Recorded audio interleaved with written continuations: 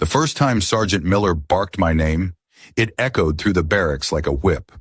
"Private Hayes, what are those boots doing on your feet? You think this is a fashion show?" Laughter rippled through the room. I froze, my heart thudding as every pair of eyes followed me, silently measuring my worth. My uniform felt heavier than it ever had, the sweat already damp at the back of my neck. I thought I could move through the morning inspection unnoticed, blend into the shadows of the ranks, but I was wrong. From the first second, I was the target, the outsider. Every stumble I made, every glance I didn't return, it was ammunition for the whispers that followed me through the barracks. Corporal Davis leaned against the wall, silent, eyes tracking the scene. He said nothing, just watched as Sergeant Miller's sneer cut into my confidence like a razor. I caught his glance once, brief, almost apologetic, and then he looked away, pretending not to notice. That glance, however, gave me something.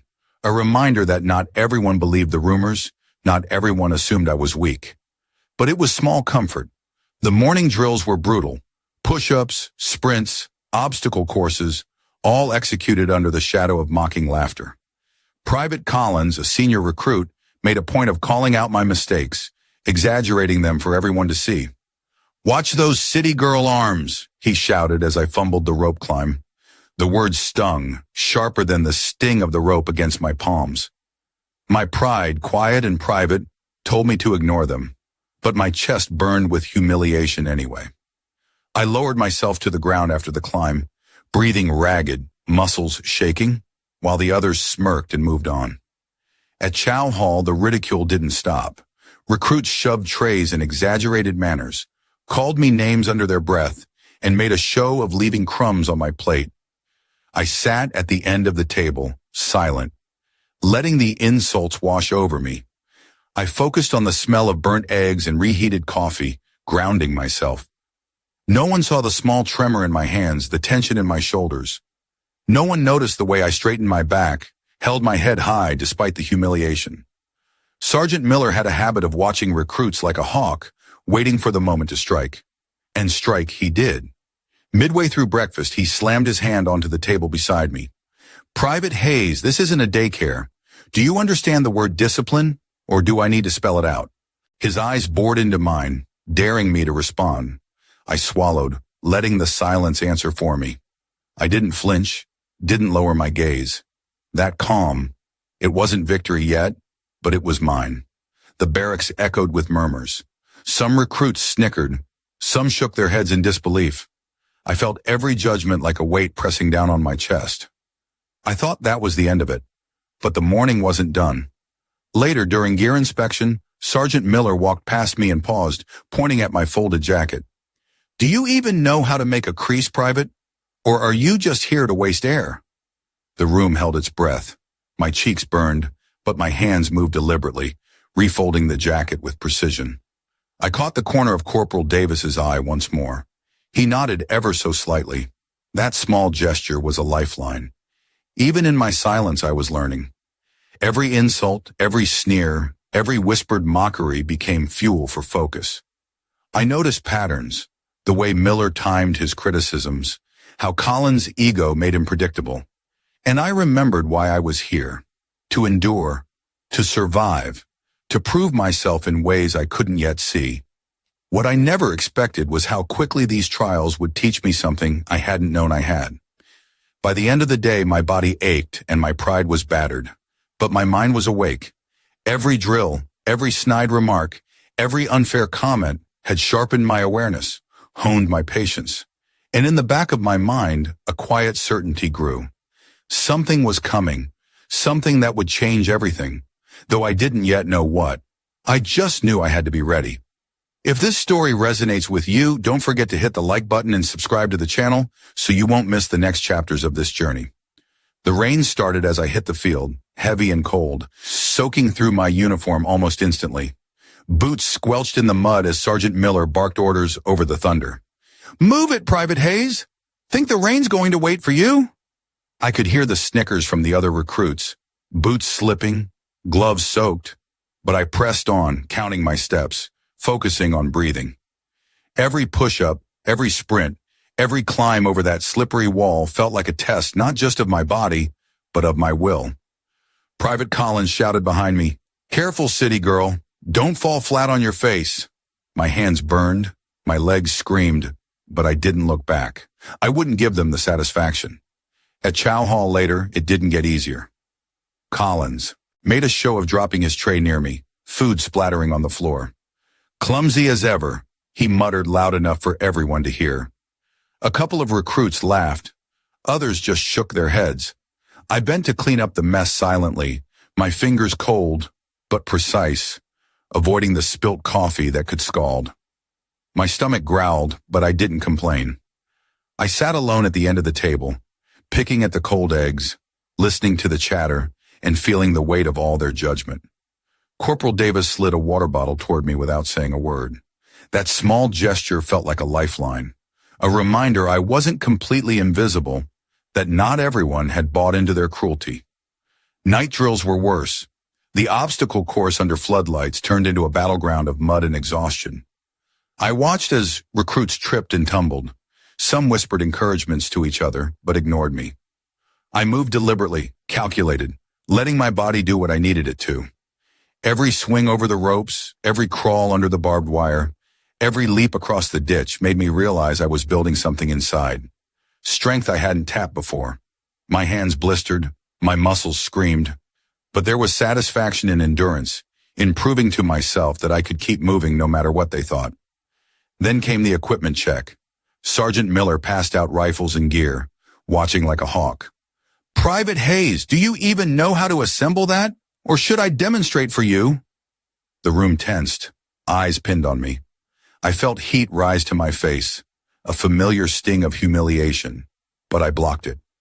I repeated the drills in my mind, fingers already moving as I worked, snapping the rifle together with precision. Collins leaned over, whispering, "She's going to blow it and make us all look bad." I ignored him. For the first time, silence became my shield, focus my weapon. During a late-night march through the muddy training grounds, Lopez, a quieter recruit, twisted his ankle on uneven ground. Others hesitated, unsure whether to help. I ran over, supporting him, keeping him steady, guiding him step by step. He whispered, "Thanks, I thought I'd have to crawl." I nodded, saying nothing, but in that moment, I realized small acts mattered as much as pushing myself to the limit. Discipline wasn't just following orders. It was carrying someone else when they couldn't carry themselves. Mockery never stopped. In the barracks, whispers spread about me being fragile, unfit, not cut out for the program. One night, Collins made a show of calling me Private Flower in front of everyone, laughing at the nickname he invented. I kept my head down, unpacking my gear, letting my hands move with careful precision. Corporal Davis caught my eye from across the room, then gave a slight nod.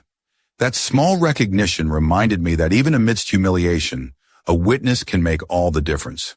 Every day, every insult, every shove and sneer became fuel. I pushed harder, studied manuals during downtime, memorized combat tactics while others slept. My body ached constantly. My pride was bruised, but I noticed subtle shifts in myself. I was stronger, calmer, more focused. What I never expected was how quickly the little victories, assembling equipment faster than expected, guiding a recruit through the mud, holding my stance during a verbal attack, would accumulate into something larger. Then the climax hit, unexpected and intense. A surprise night simulation, a full squad maneuver through simulated enemy territory, equipment failure built in. Recruits panicked. Collins froze, shouting over the comms, mistakes multiplying. My squad hesitated. Adrenaline surged and instinct took over. I guided them through each challenge, giving orders confidently, moving with a precision that startled even me. One by one, my team followed. In a split second, a mock explosive trap went off near Lopez. I lunged, pulling him out of the way just in time. Hearts pounded, rain stinging our eyes, adrenaline screaming, but no one else had the clarity to act. I realized then, all the silent work, all the humiliation, all the extra effort had prepared me for this moment. My focus, my endurance, my discipline, it had been building to this explosive turning point. When the simulation ended, no one spoke at first. Eyes wide, breath ragged, the squad stared at me. Collins's smirk had vanished, replaced by stunned silence. Sergeant Miller approached, face unreadable, then said simply, "Private Hayes, that's some skill." The words were quiet, but they carried weight. My body shook, adrenaline still coursing, but a smile crept in. For the first time, the silent work, the endless endurance, and the quiet strength were visible to everyone. What I had built inside myself was finally seen, and it changed the way they looked at me. That night, as we returned to the barracks, my wet uniform clung to me, mud streaking my arms and legs. Collins avoided my gaze, murmuring under his breath. Lopez clapped me on the shoulder, gratitude in his eyes. Corporal Davis gave a small, approving nod. And me? I sat alone for a moment, breathing in the damp air, feeling something shift inside. What I had endured had not just been physical, it had been a test of character, focus, and will. And I had passed. I didn't need anyone to tell me. But I knew deep down that what came next, the bigger challenges, the moments that would truly define me, were just around the corner.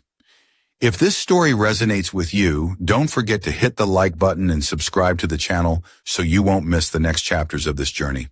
The morning came with an uneasy silence over the base. Fog hung low, curling around the edges of the training ground like it was hiding secrets. I laced my boots slowly, feeling every ache from the past weeks. Sergeant Miller's glare had been sharp yesterday, his words echoing. "Private Hayes, don't think that last exercise absolves you of everything else. You're still a liability until I say otherwise."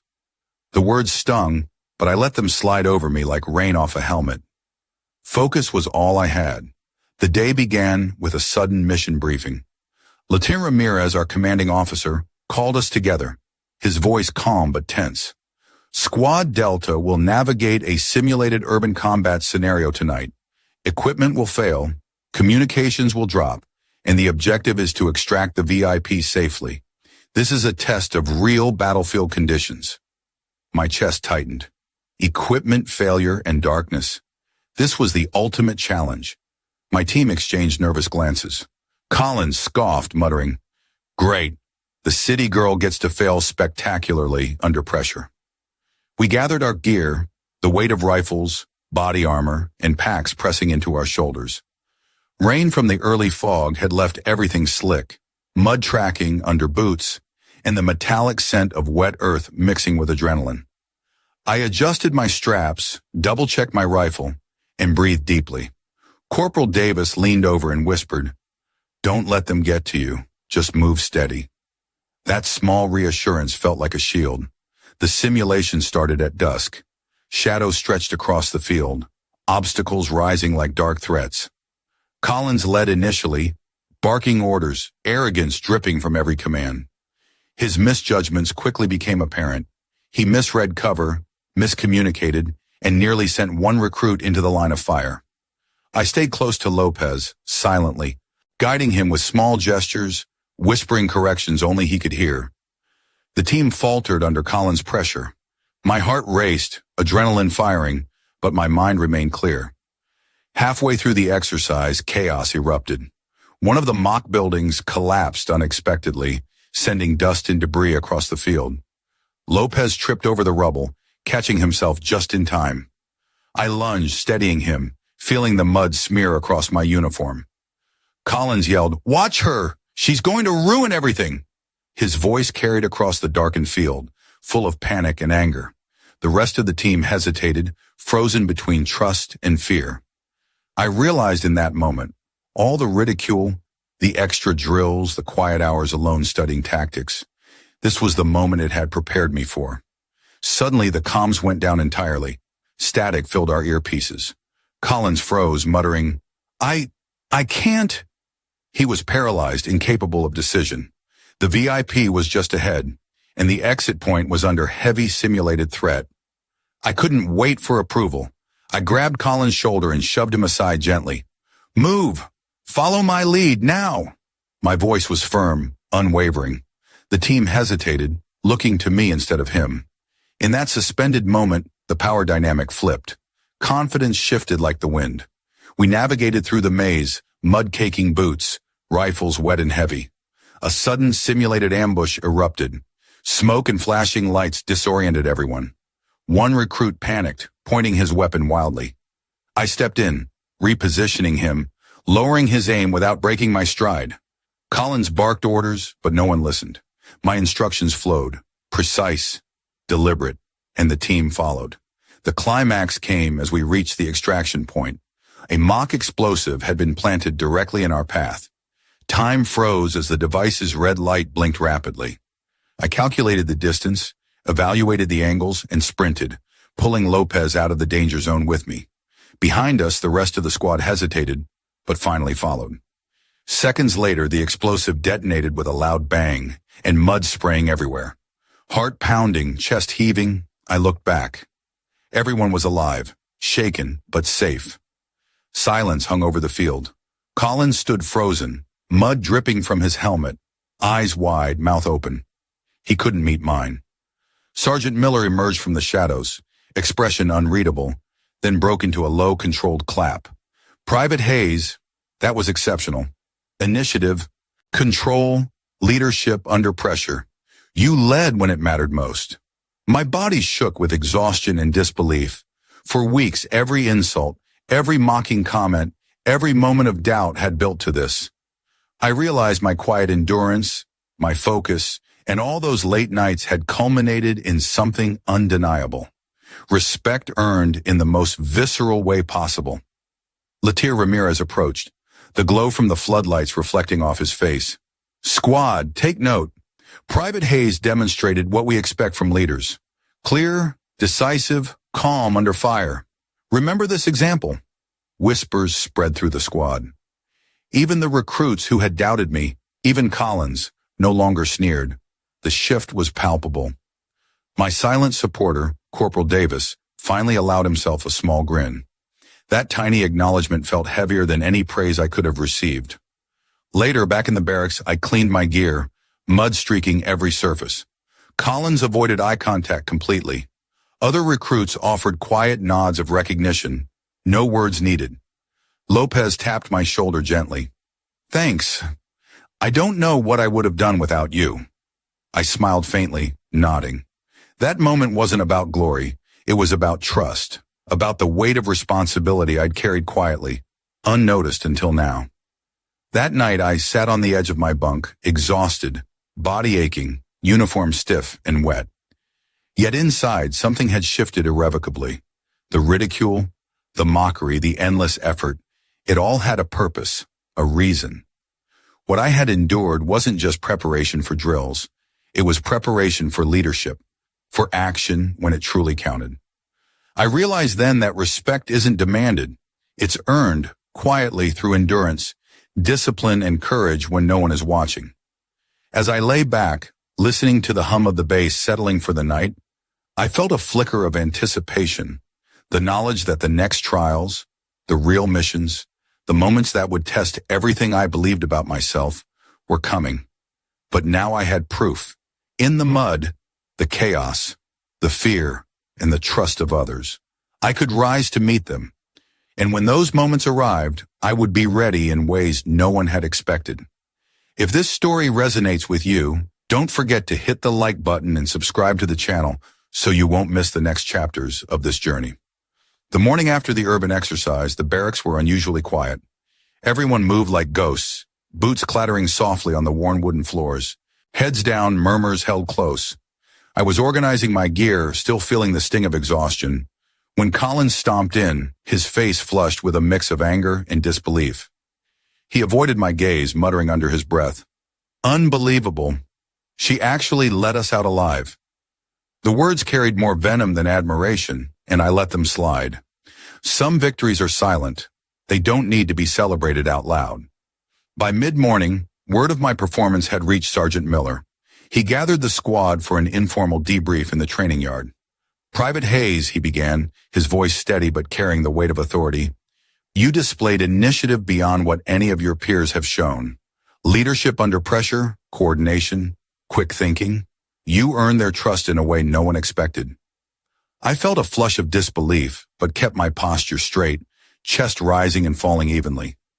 Colin's jaw tightened beside me, the silent humiliation evident in every twitch of his hands.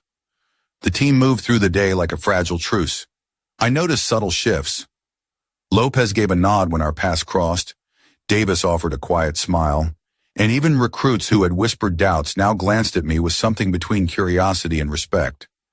The barracks felt lighter yet tense, as if everyone was waiting for the next act of reckoning. Collins avoided me entirely, speaking only when called upon, his voice clipped, eyes darting. Chow Hall that afternoon was a minefield. Every table seemed to hold whispers about me. "She thinks she's a leader now," one recruit muttered. Another laughed quietly. "Wait until the next exercise. She'll crumble under real pressure." I sat with Davis, who merely shrugged and passed me a tray. "Ignore them," he said softly. That small act, unnoticed by most, carried more weight than any public praise. It reminded me that support often comes quietly, even when the world expects defiance. Later, we were called for an impromptu obstacle assessment. Lieutenant Ramirez was pacing, clipboard in hand, eyes sharp. "This will be a test of endurance and adaptability. Failures will be documented. Successes noted. Private Hayes, lead your section," he said, and I felt the gravity of every eye on me. Collins's lips pressed into a thin line, the previous day's events replaying in his mind. He tried to assert authority over the team, but each directive faltered, overshadowed by the competence he had witnessed in me. The course was brutal. Walls to scale, mud, pits, ropes whipping in the wind. Team members stumbled, shouts of frustration mixing with the cold wind. A sudden misstep sent Lopez sprawling into a muddy pit, his leg trapped under debris. I froze for half a second, then lunged forward, pulling him free as he gasped and coughed. "I've got you," I said firmly. The squad hesitated, watching, unsure who to follow. Collins stepped back, muttering, "She's reckless." But no one listened. The momentum had shifted. By dusk, the assessment was near its peak. The final obstacle, a simulated collapse requiring both strategy and speed, loomed over us. The squad faltered, hesitation spreading like wildfire. I took a deep breath, scanning the field, calculating every angle, every risk. "Follow me," I shouted, voice cutting through uncertainty. For once, eyes met mine without doubt. Collins fell in line reluctantly, murmuring, "Lead carefully." My pulse raced, every muscle primed, but my mind was sharp, disciplined. The climax hit within minutes. Part of the structure gave way unexpectedly. Debris tumbled, a loud crash, startling everyone. A recruit froze, panicked, and shouted.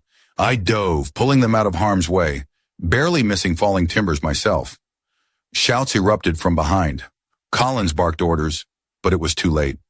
The team looked to me, instinctively trusting the decisions I made in the chaos. Adrenaline surged. Every drill, every late-night endurance test, every moment of silent preparation had led to this. I moved with precision, guiding my team, keeping everyone safe. When the dust settled, we stood soaked, exhausted, mud-covering uniforms, faces streaked with sweat and grime.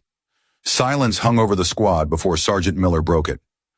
"Private Hayes," he said, voice firm but carrying pride, "you saved your team today. You've redefined what leadership looks like here. Everyone else, take note." A hush followed, broken only by Lopez's whispered, "Thank you." Collins stared, jaw tight, a mixture of shame and begrudging respect in his eyes. Back in the barracks, the atmosphere had shifted irrevocably. Conversations were quieter, laughter more restrained. Respect had been earned, not demanded, and I could feel the subtle, unspoken acknowledgement from my peers. Davis gave me a nod of approval as he passed by. Lopez offered a tired but genuine smile. Even Collins avoided open confrontation, his posture less rigid, his arrogance tempered. That night, as I cleaned my gear and hung it neatly in, the locker I reflected on the day, the ridicule, the late-night drills, the constant pressure, they hadn't broken me. They had honed me, prepared me for moments when clarity, courage, and decisiveness mattered most. Leadership isn't about loud commands or being feared. It's about action under pressure, earning trust, and quietly guiding others through chaos. I lay back on my bunk, mud-caked uniform stiff against my skin, listening to the low hum of the bass settling. The challenges ahead were unknown, larger than any drill or exercise. But for the first time, I felt the weight of possibility, the knowledge that respect had been earned, trust established, and the path forward was mine to navigate. The next trials would come, and when they did, I was ready. If this story resonates with you, don't forget to hit the like button and subscribe to the channel so you won't miss the next chapters of this journey. The morning sun cut through the barracks windows, casting long shadows across the neatly lined boots and folded uniforms. It was quiet, almost serene, a rare pause after weeks of relentless drills and tension. I stood at attention, watching my squad gather for the final inspection of the cycle. There was a hum of anticipation, a subtle electricity in the air that made every heartbeat louder. I could feel eyes on me, not just from the sergeants, but from the team I'd spent so many grueling hours with. They weren't looking for mistakes anymore. They were waiting to see if the reputation I'd earned would hold under the weight of this last test. Collins lingered at the back, arms crossed, lips pressed tight, trying to mask the respect he couldn't deny. I caught his gaze briefly, a flicker of tension mixed with acknowledgement, and I returned it with nothing more than a steady nod. Lopez stood quietly beside me, a faint smile hinting at relief and pride. He had been my silent supporter from the start, and in that small, wordless exchange, I felt the depth of his loyalty. The sergeants arrived, clipboard in hand, their eyes sharp but approving. Today wasn't just another drill. It was a culmination. One misstep, one lapse, and the story of resilience I'd fought to build could unravel. The exercise began. The team moved through the simulated urban terrain, rifles at the ready, boots pounding over uneven ground. Every corner held potential surprise, every shadow a test of focus and trust. Midway through, an unexpected complication arose. A section of the course collapsed under weight, pinning two recruits and threatening to trigger a cascade failure across the entire team. I didn't hesitate. Adrenaline surged, muscles coiled, mind calculating. I barked orders, coordinating movements, guiding the team with precision that surprised even me. Collins hesitated for a moment, then followed, finally letting go of ego and stepping into the rhythm I set. The climax hit in an instant. Debris shifted, a plank teetering dangerously. I dove, pulling the nearest recruit clear just as the plank slammed down where they had been moments before. Lopez caught the other, his hands steady, echoing the countless drills we'd endured together. The squad froze, breath held, before realizing we were all safe. Silence hung, thick and heavy. Then Sergeant Miller's voice cut through. "Private Hayes, you didn't just complete the exercise. You saved lives. You led with courage, clarity, and heart. Today you've earned the respect that can't be questioned." Collins exhaled, a long, audible release of tension. The pride and shame warred across his face, finally settling into a reluctant respect. The other recruits looked at me differently now. Curiosity replaced by admiration, doubt replaced by trust. It wasn't a loud victory, not one celebrated with cheers, but the quiet acknowledgement that came from those around me was heavier than any applause. Back in the barracks, the atmosphere had transformed. Conversations carried a new tone, more attentive, more considerate. Davis offered a genuine nod as he passed. Lopez shared a rare laugh, and even Collins avoided confrontation. His posture softened, humility creeping in where arrogance had once stood. I hung my gear carefully, reflecting on every challenge, every insult, every moment of doubt that had led to this day. None of it was wasted. Every hardship had honed me into someone capable of leading, protecting, and earning unwavering trust. That evening, as the flag was lowered and the squad stood at attention for the final formation, Sergeant Miller approached. He gave a single measured nod, a gesture that carried more weight than words. I returned it, standing tall, chest proud, knowing that the journey from being underestimated to respected had reached a milestone. I had endured, I had acted, and in doing so, I had transformed the perceptions of those around me. The silent allies, the doubters, the antagonists. They had all witnessed what quiet resilience and steadfast courage could achieve. And as I looked across the faces of my team, I understood something profound. True honor isn't given. It's earned through action, through endurance, and through unwavering commitment to those who rely on you. It's in the quiet moments of decision, the split-second choices that protect others, and the dignity maintained under pressure. That's the legacy I would carry, long after the drills, the obstacles, and the harsh words had faded. If this story resonates with you, don't forget to hit the like button and subscribe to the channel so you won't miss the next chapters of this journey. The morning sun broke over the parade ground, catching the folds of the American flag as it fluttered against a pale blue sky. I stood at attention, the crisp wind tugging at my uniform, and watched my fellow soldiers salute with quiet reverence. Even Sergeant Miller, whose voice had once been sharp enough to cut steel, offered a single, measured nod, an acknowledgement that carried more weight than any medal. Around me, the squad shifted, eyes steady, yet softened by respect. It was a moment suspended in time, a silent recognition of endurance, courage, and the dignity earned through trials. I took a deep breath, letting the wind carry the echoes of every harsh word, every unfair judgment, every late-night drill that had tested the limits of body and spirit. What I realized then was simple but profound. True strength isn't about proving someone wrong. It's about standing tall when the world expects you to falter. Actions speak louder than words, and every choice we make under pressure reverberates far beyond the moment. Prejudice, mockery, and injustice can weigh heavy, but resilience, loyalty, and honor carve paths where respect cannot be demanded. It must be earned. I remembered the quiet gestures of comrades, the silent support that often goes unnoticed, and the unexpected reversals that remind us justice has a way of catching up. What doesn't kill you makes you stronger, and the weight we bear only sharpens our capacity to lead, protect, and inspire. So, to every soldier, veteran, and family watching, know that standing firm in your values, maintaining dignity under pressure, and lifting those around you matters more than fleeting applause. Share your thoughts, your moments of courage, or the times you've been underestimated in the comments below. If this story moved you, give it a like to show your support, and subscribe for more stories that honor resilience, brotherhood, and the spirit of humanity. Remember, the legacy we leave isn't measured in medals or accolades. It's felt in the quiet respect of those we serve alongside. Carry that forward and know you are never truly alone.